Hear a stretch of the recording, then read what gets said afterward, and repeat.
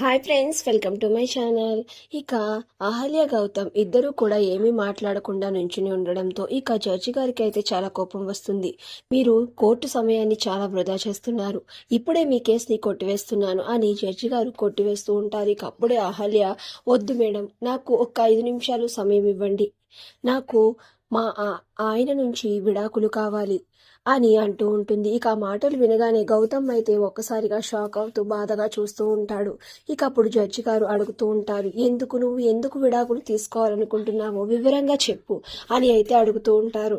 ఇక అప్పుడు అహల్య చెప్పలేక బాధపడుతూ, నేను గౌతమ్ గారి నుంచి చాలా ఇబ్బందులు పడుతున్నాను, నేను ఆయన కలిసి సంతోషంగా లేము, మా ఇద్దరి మధ్య మనస్పర్ధలు ఉన్నాయి, నేను ఆయన వల్ల మానసికంగా చాలా బాధపడుతున్నాను అని అహల్య ఒక్కొక్కటి చెప్పడంతో ఇక జడ్జి గారు రాసుకుంటూ ఉంటారు. ఇక అహల్య ఇలా మాట్లాడడంతో అదితి ఇంకా యామిని అయితే చాలా సంతోషపడిపోతూ ఉంటారు. నేను ఈ గౌతమ్ గారి గురించి చాలా ఇబ్బంది పడుతూ ఉన్నాను, దయచేసి మా ఇద్దరికి ఎలాగైనా విడాకులు ఇప్పించి నన్ను ఆయన నుంచి విముక్తురాలిని చేయండి అని మిమ్మల్ని వేడుకుంటున్నాను అని అహల్య చెప్పడంతో ఇక గౌతమ్ ఏమి చేయలేక నిస్సహాయంగా అలా బాధగా అహల్య వంక చూస్తూ ఉంటాడు. మరి ఇప్పుడు జడ్జి గారు వీళ్ళిద్దరికి విడాకులు మంజూరు చేస్తారా లేదా అనేది తెలియాలంటే ఇప్పుడే మన ఛానల్ని సబ్స్క్రైబ్ చేయండి. Thank you for watching.